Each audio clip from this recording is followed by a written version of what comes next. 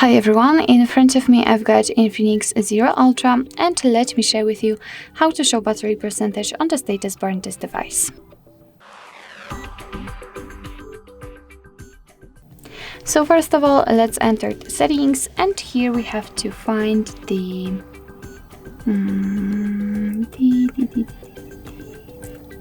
power marathon. Here we have to enter the battery setting, and as you can see, we've got the battery percentage option almost right in the middle of this list, and this option is in my case turned on because, as you can see, I've got the percentage inside the battery icon. But of course, if you've got only the battery indicator, just tap on the switch right here, and from now on your device will display the exact percentage of the usage of the battery.